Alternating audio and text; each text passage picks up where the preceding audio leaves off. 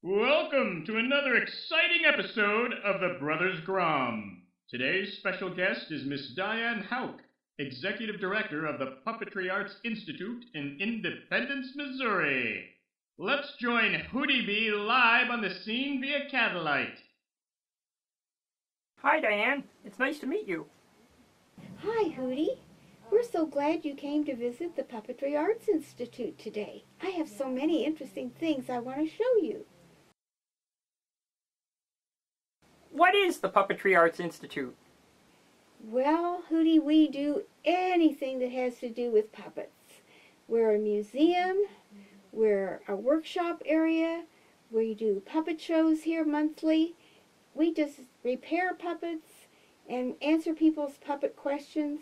We want people to come here and feel like that anything that has to do with puppets, they can buy puppets here. And we want to be a full-service puppet place. Who is Hazel Harriet Hedges Rollins? Oh, she's a very important part of the Puppetry Arts Institute. We have the remaining inventory of her puppet factory that was located in Kansas City, Missouri. And so we have all these wonderful parts and pieces that we use to make puppets with children.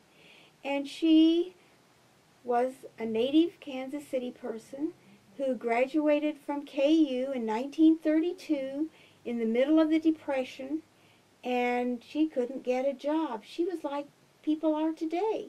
And she had a neighbor boy who brought over a couple of puppets, and he wanted some more. So she made some puppets for him. And then other children in the neighborhood wanted them. And she saw an opportunity for perhaps starting her own business. And that's what she did. And you just must think that in this time, in 1932, in the middle of the Depression, as a woman making puppets, I don't think many people thought she would succeed, Hootie, but she did. And it became the largest factory in the whole world that made just puppets. Other toy factories might make some puppets, but she never made any other toys other than puppets. What exhibits do you have? Oh, we have all kinds, Hootie, but we also always do a big exhibit once a year. And we usually do that, well, we'll start it and work on it in August when the kids are back to school and we're not so busy.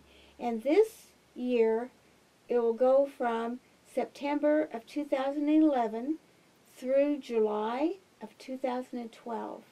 And this is a very important exhibit for us because, like I say, we're 10 years old, and one of our founding members, Robert Leroy Smith, was a master puppeteer and a master puppet builder. And we are so fortunate that we have over 100 of his hand-carved marionettes. And this is going to be our current display. And he did all kinds of puppets. He did marionettes that were like Halloween and Christmas. He did a recycling show. And he was an engineer. And he created his puppets so that you didn't see the strings on their legs. If they had pants on, it looked like they didn't have any strings in their legs. And it came up through the shoulders. And he had a control that he called the fish control. And it was very comfortable in your hand, and you could use one hand to work the marionettes. And you didn't have to worry that the strings were going to come off of the legs on a peg or on a clip. They were all on one control. And he even wrote a book that he has, and we have it here, that tells you just how to make a marionette like he did. And all the patterns are full size, so you don't have to put them on graph paper. Do you have any Hazel puppets? Oh, Hootie, we have Hazel puppets all over our place. But we have a special room for her. We have pictures of her at different ages, And we have puppets from when she first started, the prototypes that she was using. She used students from the Kansas City Art Institute to hand carve the heads and hands and feet when she first started. She used women who did the costuming in their homes. She made the patterns. There was a lot to making these marionettes. What are toy theaters? Well, toy theaters were what children like Charles Dickens, Robert Louis Stevenson, Hans Christian Andersen, that's what they played with. And they were made of paper, and you could buy them what they called penny plain or tuppence colored in England. And you could color them yourself, or you could buy them already colored. And they would do the local show, whatever it was that was very prominent, and they would print out these big sheets, and you would cut them out, and then you would put them on sticks, and you would put them in a little toy theater that looked like maybe a big theater that was popular at the time, and they would move them back and forth, and they would tell a story. And these were very, very popular in Victorian times. But now then, it's being revived again, and we have quite a nice collection that was given to us by G.G. Sandberg of Mississippi and Lynn Zetterman of Wisconsin. So we have toy theaters that are antique and toy theaters that are modern. Do you have puppets from other countries? Oh, Hootie, I was so fortunate that my husband was in construction and took me around the world doing construction projects in different countries.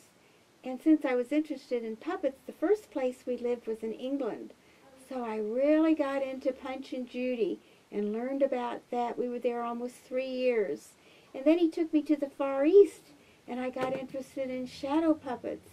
And we traveled to Indonesia and Malaysia and Singapore, and then we lived in Taiwan. And in Taiwan they have wonderful hand puppets. So in our puppets around the world, we have a variety of puppets that we can show to kids. And you know, this is a great way for children to learn about other cultures because they like puppets. And so it stirs their curiosity to find out, well, where is Taiwan? Or where is Thailand? And then we can show them the map, and they can find out where it is, and they kind of learn to know that the world is a big place and that there are puppets everywhere, almost in every country. Do you offer puppetry workshops? Yes, we're so fortunate to have all of these puppets that were left from the Hazel factory. And they're a vinyl head, and we paint it with a special paint that has vinyl in it. It's the kind of paint that the cartoonists use that paint the cartoons that you watch. But it has vinyl in it. It's called cell vinyl. And then they get the clothing for their puppet, and then we take them in on the stage, and we give them an opportunity to go behind the stage and learn how to use a puppet, because that's when the puppetry takes place. Making a puppet is fun, but using it is when you actually learn about doing the art of puppetry. And that's what we're all about here. We're not just here to make the puppet. We're here to also learn how to use the puppet. Then at the age of 12, we found out that by then they have enough patience and enough interest to want to make a marionette. So they can make a clown marionette here using the Hazel parts, and they have a real marionette as well. Do you have a book about Hazel? Oh, Hootie, we certainly do. And this book took us 8 years to get it produced. But it's a wonderful book because it tells about her career, and it's called Hazel and Her Marionettes, Creating the World's Largest Puppet Company. And it was written by a man called Mike Jolie. But we turn to it all the time. People call us and say, I have this puppet, and when was it made, and how, tell me something about it. And we have this book that we can go to. Plus, we have other paper archives of the different things that she produced in the way of catalogs that we can go to and look for information. But in the back of the book, they actually used some of the catalogs that were pages from the catalog so that people can see. You see, Hootie? These are actually catalog pages from old catalogs. So this has been a real resource for many people who are collectors. And we get emails almost every week saying, I have this puppet and I want to know more about it. So this has been a wonderful resource for us and for them. Thank you, Diane. It's been really great seeing your institute. Well, we've been so glad to have you here. You've been a hoot, Hootie, and we're so glad you came to see the Institute. Come